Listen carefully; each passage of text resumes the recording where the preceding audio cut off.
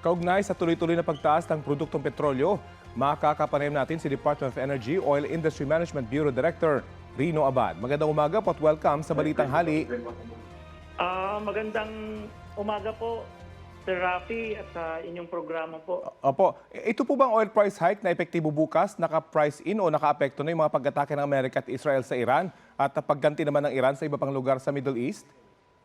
I think kasama na yun pag titingnan natin, Sir Rafi, no February 28, nasa gitna ho yan nung adjustment period natin for this week. Yung last week na yan, na from February 24 to March 2. So yung February 28, nasa gitna yan. So effectively, almost just before and after nung atake, nasa gitna yun. Supposedly, kasama na ho yan ngayon. Kaya surprisingly lang, hindi siya big time, no?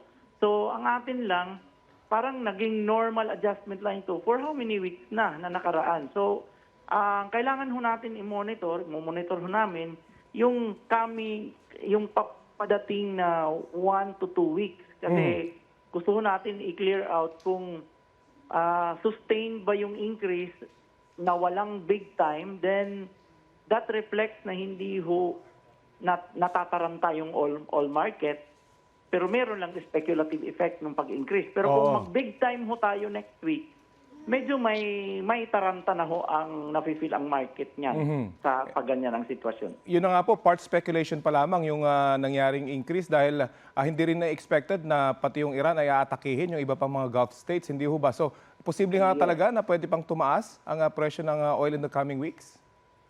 Well, sa mga projections na report sa oil market analysis, lumalabas na yung projection ay baka umingkrease daw ng $5 to $10 per barrel. So, ang estimate ho namin yan is around 30 centavo per $1 per barrel na increase. So, ibang usapin lang ho ngayon kasi may lumalabas ng report na may suspension out of caution, no, yung mga shipping companies on delivering petroleum products exported from the Gulf states. Yung nandyan na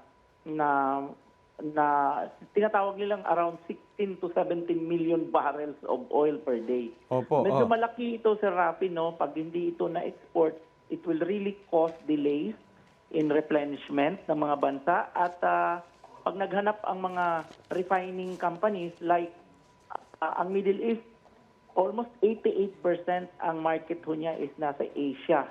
So China, Japan, South Korea, India, mapipilitan ho ang mga bansang ito kumuha to fill in the gap lang muna, kumuha sa ibang sources, no, like US, Australia, Canada, and South America, yung Brazil, Venezuela.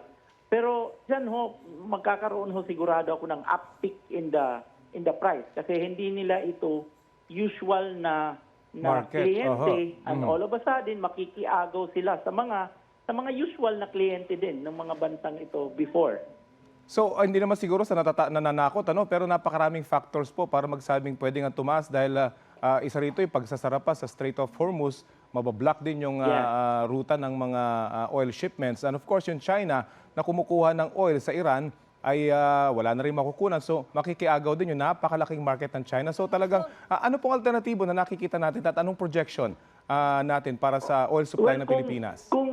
Kung Iran lang, Sir Rafi, no, nasa 1.71 million barrels per day lang yan. At tama kayo, 4 na malaking bansa ang kumukuha dyan, China, India, Japan, and South Korea. Pero that is only 1.61% of the global supply. So kung Iran lang, wala ho talagang dent yan, parang wala lang ho yan.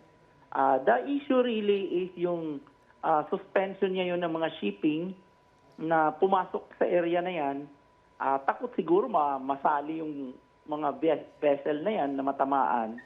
Kaya ang nasasakripisyo ho, yung mas malaki, yung 16 to 17 million barrels per day. So yun ho ang alternative ho niyan, probably pag pumunta ka ng US, mataas ho ang kanyang supply. Baka medyo sagad na rin yan. So, but we can expect siguro kung mag-i-increase siya ng konti, And then Russia kasi suppressed ang kanyang export. Dati abot siya ng 10 million barrels per day. Ngayon nasa around 8 million na lang siya. Pwede siguro maibalik yung 2 million si US. Baka at most, magdagdag siya ng 1 million. The rest, baka sabihin na natin, mga 2 million from Brazil, Venezuela, Canada. But this is at most baka mga 5 million all of a sudden i-increase. Hindi ho kaya yung 16 to 17 million barrels na yan, punuan yan. So magkakaroon ho talaga ng severe na supply disruption, short of saying na parang oil crisis so ang lalabas.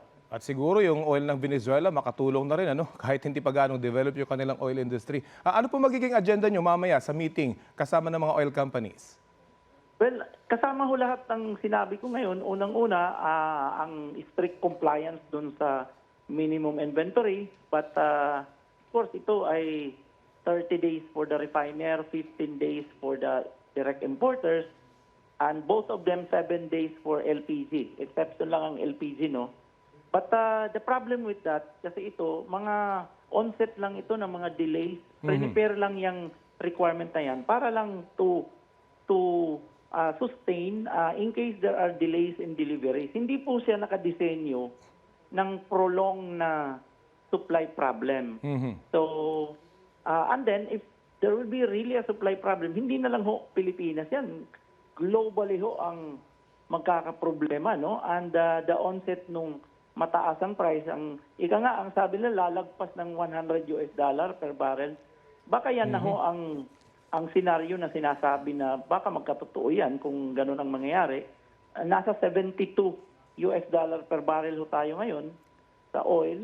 And I always read about reports na baka sumobra ng 100 kung mawawala ho ang entire 16 to 17 million barrels of oil export from the Middle East. Marami po tayong aabangan dito sa issue ito. Maraming salamat po sa inyong oras na binahagi sa Balitang Hali. Magandang tanghali ulit, Sir Rafi, sa ating mga kababayan. Salamat po si DOE OAMB Director Rino Abad.